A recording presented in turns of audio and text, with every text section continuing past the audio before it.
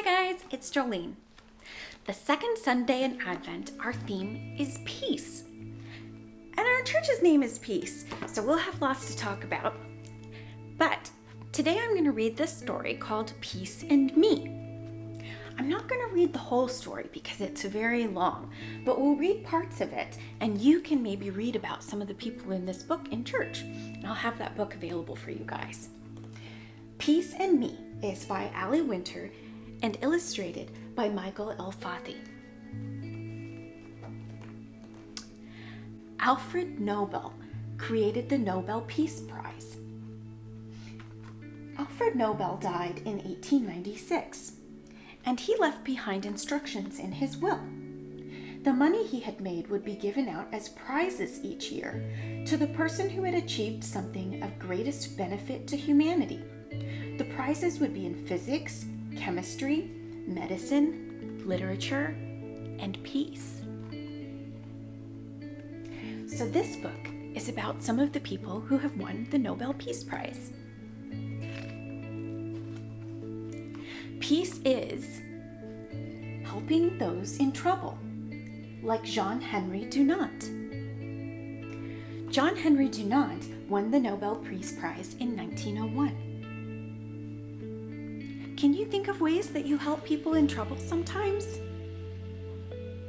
Like sometimes at church, after a disaster somewhere, we might do a collection to help send money and supplies to people that have been hurt by a big storm or a flood or a fire or something like that. Peace is making sure everyone has a home. Like Fridtjof Nansen. He won the Nobel Peace Prize in 1922. How do we make sure that everyone has a home? Do we help with some shelters in the area? We used to have a shelter that would sometimes stay at our church. Peace is giving people the skills to thrive, like Jane Addams. Jane Addams won the Nobel Peace Prize in 1931. How do we make sure people have the skills to thrive? Do we make sure that people go to school and get educations? Yeah, we have a preschool that rents space from us on our church. Peace is making sure no one goes hungry, like John Boyd Orr of Brecon. He won the Nobel Peace Prize in 1949. How do we make sure that no one goes hungry? We just did a big collection of food for Thanksgiving, didn't we? Did you see all the food that we collected? Hundreds of pounds. Peace is treating all people as equals, like Martin Luther King Jr. He won the Nobel Peace Prize in 1964. How do we treat people as equals? Do you make sure that you're kind to everybody? At church, we say that everybody is welcome, no matter who they are or where they are on life's journey. Everybody is welcome because everybody gets to be a part of God's family. Peace is caring for those who are less fortunate, like Mother Teresa. Mother Teresa won the Nobel Peace Prize in 1979. How do we care for people who are less fortunate? Lots of us also helped buy Christmas presents for lots of people who work on farms.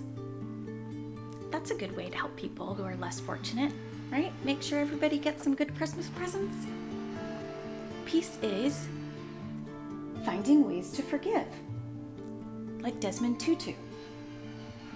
He won the Nobel Peace Prize in 1984. How do we find ways to forgive people?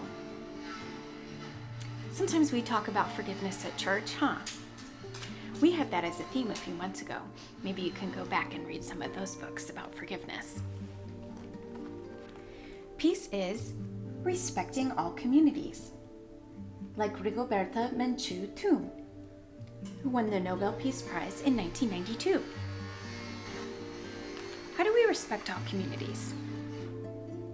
Like when we do interfaith things, maybe? Because not everybody's a Christian, and that's okay. There are lots of different ways to be a spiritual person and to love God and the world.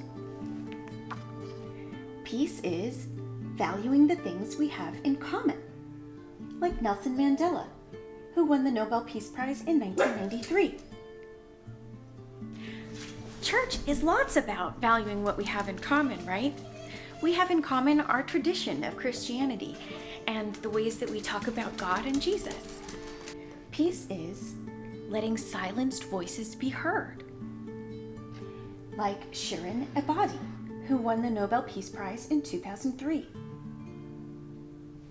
How do we make sure that silenced voices are heard? Did you know in a lot of churches, queer people and women don't get to be preachers?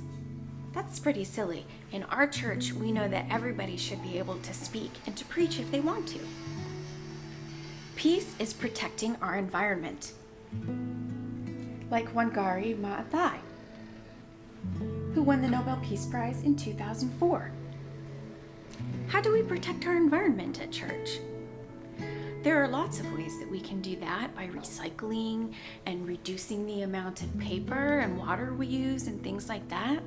And we also do beach cleanups. Have you ever been to one of the church beach cleanups? Peace is making sure every child gets to go to school, like Malala Yousafzai, who won the Nobel Peace Prize in 2014. Did you know that one of the reasons that we do Sunday school is because a super long time ago, not everybody got to go to school. And so churches started Sunday school to help teach kids on the weekends. These people who worked for peace all over the world.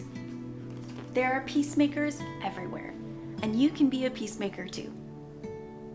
So, peace is helping those in trouble, making sure everyone has a home, giving people the skills to thrive, making sure no one goes hungry, treating all people as equals, caring for those who are less fortunate, finding ways to forgive, respecting all communities, valuing the things we have in common, letting silenced voices be heard, protecting our environment, making sure every child gets to go to school.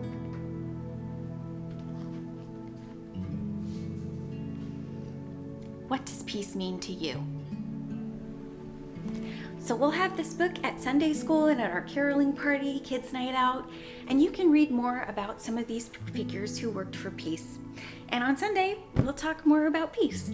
I'll see you then. Everyone, everywhere in the world, and all throughout time, in the ancient past and in the faraway future, has a heartbeat, just like you. All people love and live and feel. All people tell stories to make sense of it all. Let's keep telling stories to honor the past and help create the future. I'll see you next time.